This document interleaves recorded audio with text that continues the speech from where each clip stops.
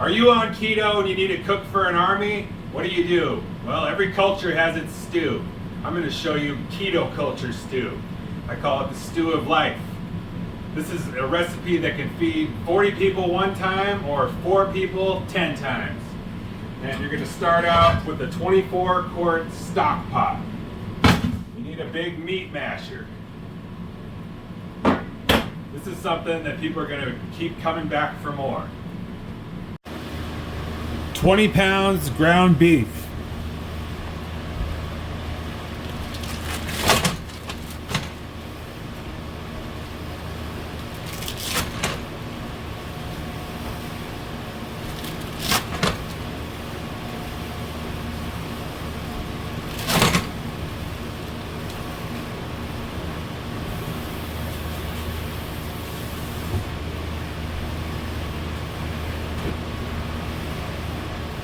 Now you're going to want to season this beef.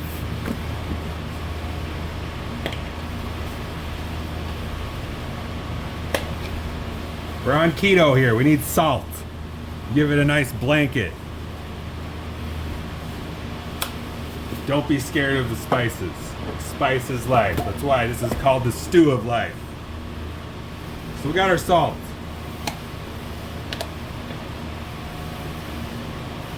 Garlic. Nice blanket of spice.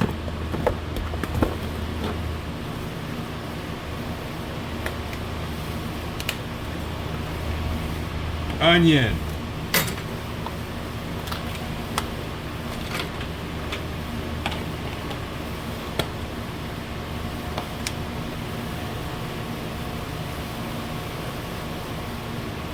All the spices I'm putting in here are good healing spices. None of these are gonna disrupt your gut. This is cayenne pepper. Notice I'm not using chili flakes or crushed red pepper. Cayenne pepper is good for you. This will heal you.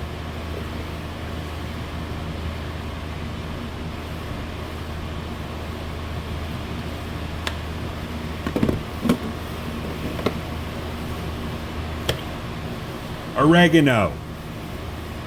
Another spice that's going to heal you. This has a lot of good qualities, you know, besides giving it a ton of flavor. Well, let's get the rest of it in there. And we're going to season it again once we add all the vegetables.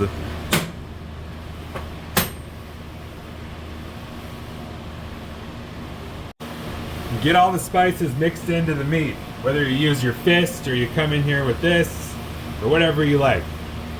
Get all the spices into that meat before you turn it on, so that way all the flavor is mixed in there good. And then later, when it gets hot, we're going to come in with this giant meat masher. Now when you're cooking 20 pounds of ground beef, it's going to take an hour. I have an electric stove, depending on what kind of stove you have. Maybe you have gas. I turn mine on medium high, but not so high that I'm going to burn the meat to the bottom of the pan. So you're going to check it a few times within the hour, mashing it with your meat masher. It's going to take an hour. This is 20 pounds of meat. And you might think, how am I going to mash 20 pounds of meat? Well, if you weigh more than 20 pounds yourself, you should be able to manhandle this beef, or woman handle it.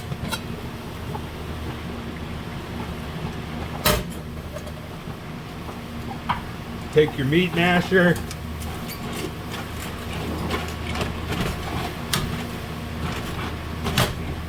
get down to business. Show it who's boss.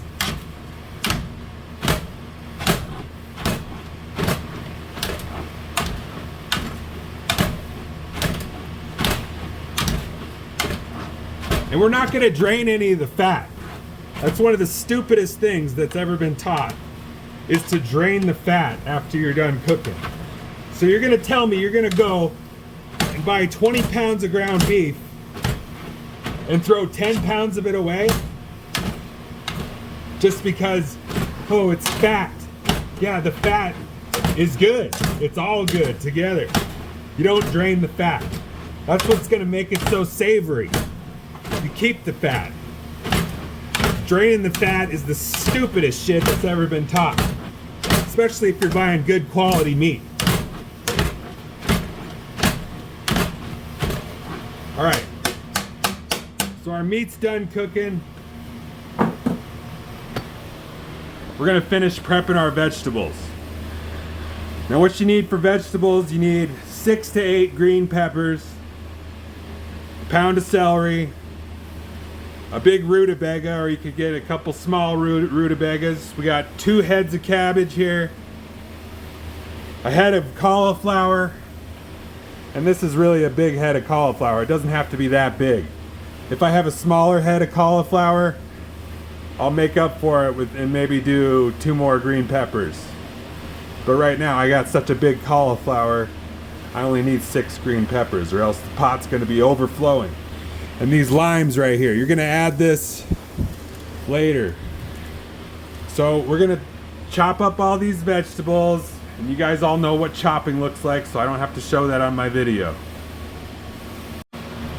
Time to add the vegetables.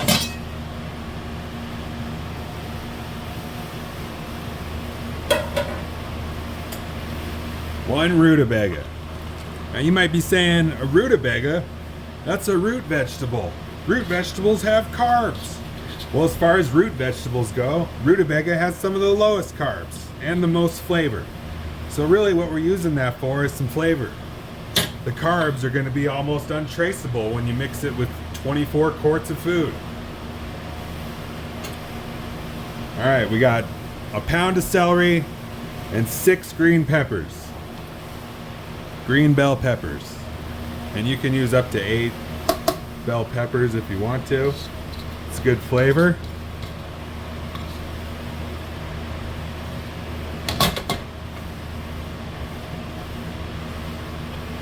One head of cauliflower. Now this is a massive cauliflower. You can use a slightly smaller cauliflower if you want. But if I see a giant one the size of a basketball, I just have to grab it. You can see our pot's filling up pretty good by now.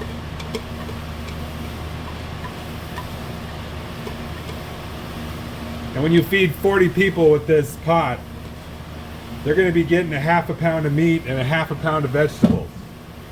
This is good, healthy food. Something you can go back to time and time again. Now we're going to do 2 heads of 2 heads of cabbage.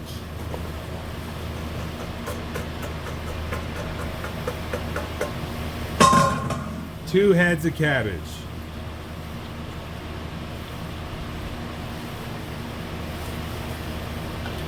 Now this is extremely full. This is how it goes when you're making this. It's gonna cook down over time. All right, well, let's put the spices in. I told you we're gonna season it again. Don't be shy with your seasoning. We need salt. If you're on keto, you need extra salt. This is flavor. I got sea salt here.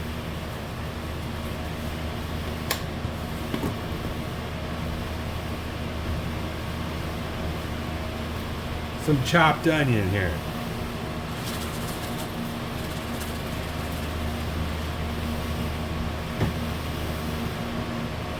Granulated onion.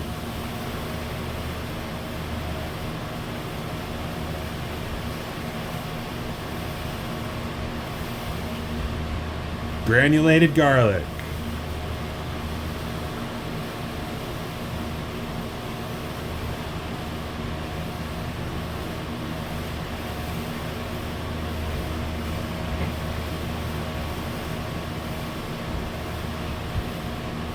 Cayenne pepper. We're not using black pepper or any crap that's gonna bother your GI tract. This is cayenne pepper. It's good for you in so many ways.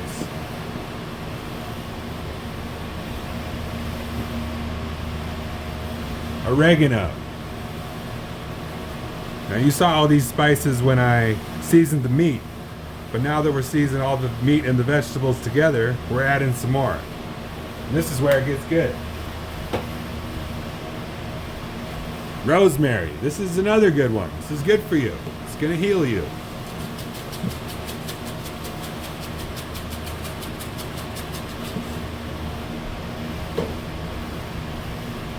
One of my favorites, sage. This is good for you. This is good stuff. Not only are these gonna add a ton of flavor, but this is all like medicine. You gotta heal yourself with food. You go to the doctor, he's gonna tell you you're sick. He's gonna put you on pills. You're gonna get even more sick. You gotta heal yourself at home, cooking good food.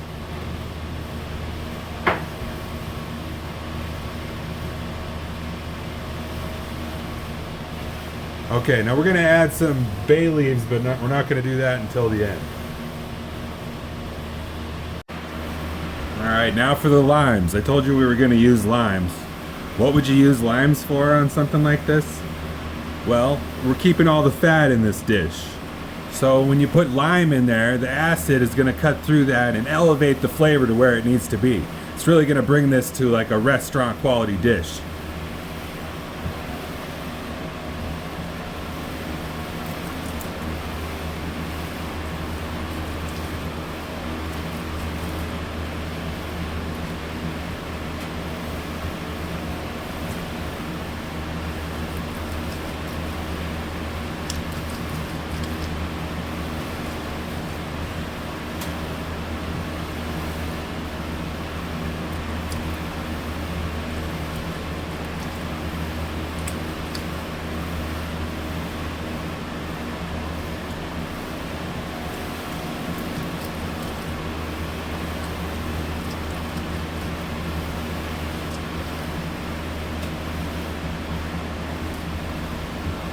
Now you might be new to keto and you might say, well, a lime has carbs.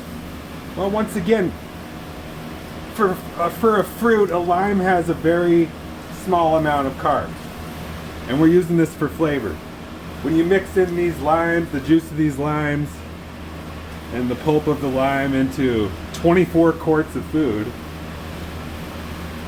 the carbs are going to be barely traceable, but you're going to taste the flavor. The flavor is going to be elevated. It's going to be first class entree.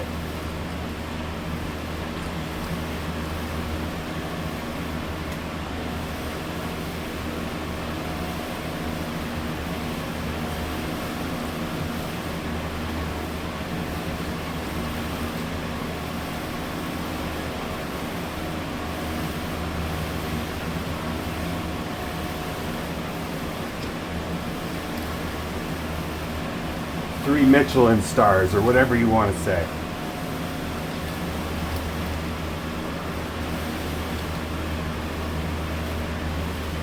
All right, so this was 5 limes.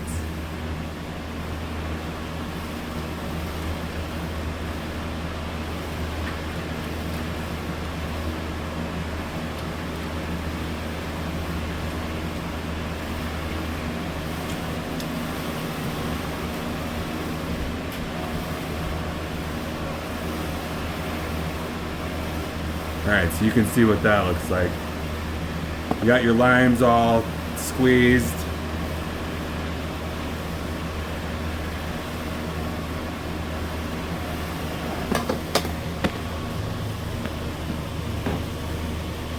Pour it in there.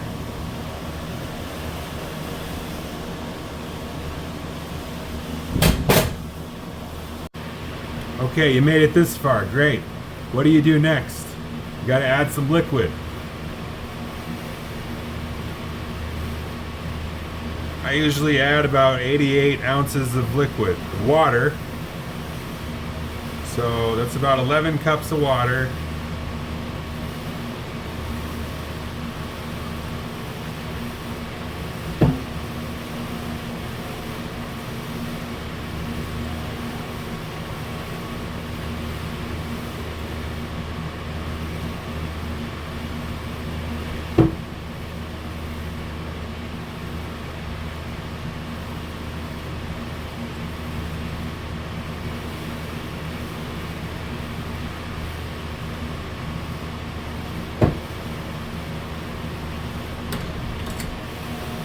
And you're going to want to add 3 quarts of beef broth.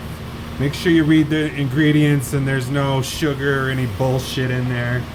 Just some good beef broth. 3 quarts.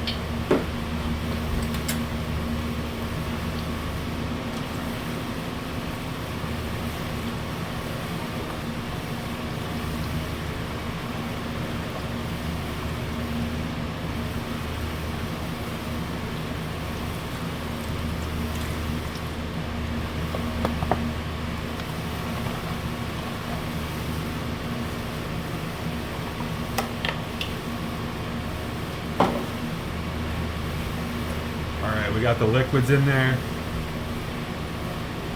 You need to get yourself a big spoon.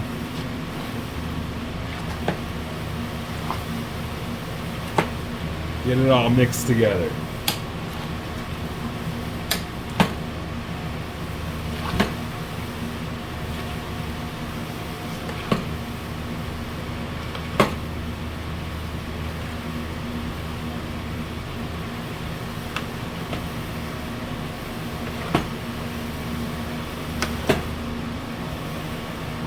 Lift some of the meat up from the bottom. Try to get some of the vegetables to fall down towards the bottom. And we're just getting it all mixed together here. Get all that flavor mixed around really good.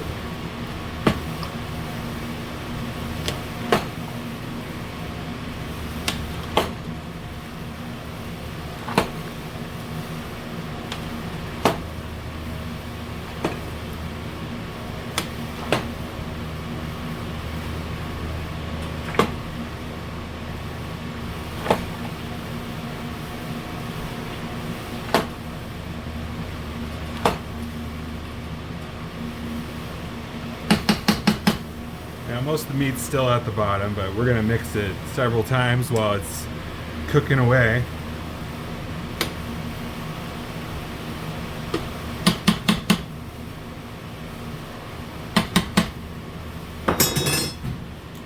Now the last thing we're going to do on top, we're going to put some bay leaves. Now you can put like 7 to 10 of these in here. I put these on the top at the end because you don't want to mix them in, because in the beginning they're dry, they'll snap, and you don't want that because you have to dig them out later. When this is all done cooking, you got to dig the bay leaves out because you can't really eat bay leaves. So I put them in at the end like that. When the juices get bubbling, the bay leaves will start cooking in here and they'll start submerging in there, and then you'll have to dig them out at the end when they're done cooking. So we're going to cook it at just a little bit above medium for 3 hours now. You're going to cook this for 3 hours. You're going to come in, you're going to stir it every now and then. We're going to cook it for 3 hours. Alright. So it's on above medium. We're going to set the timer for 3 hours.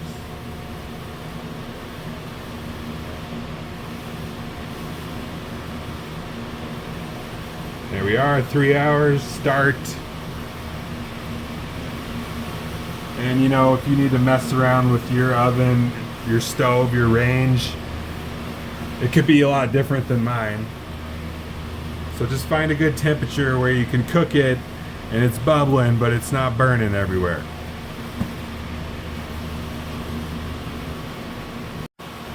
It's been cooking away for 2 hours now. We got 1 hour to go. And then once it's done, after it's cooked for 3 hours, just turn it off. And then let it sit on the stove for another 2 hours.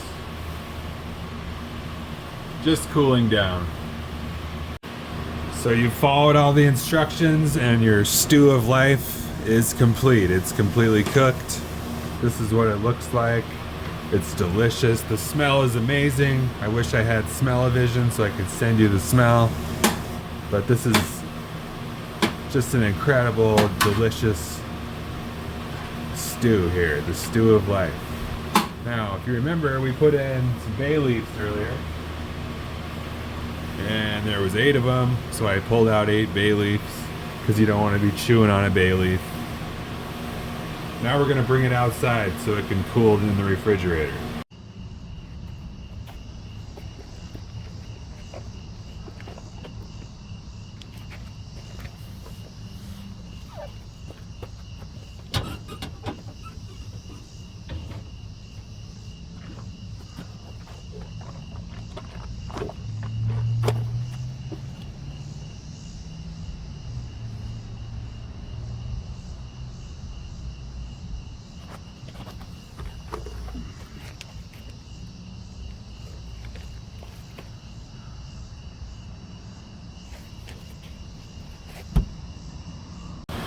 Now in the morning, that pot's going to be completely cold and ready to put in smaller containers for meal prep.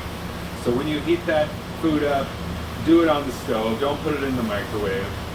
Do it the old-fashioned way on the stove. It's going to taste better. A microwave is like the lazy, dumb chef that gets paid too much and does a crappy job. That's what the microwave is like. So if you want to cook your food and have it taste good for your family and everybody to be happy, cook it on the stove in a pot the old-fashioned way. So, I hope this video helped you. If it did, share it around your keto community. Thank you. I hope you enjoyed that.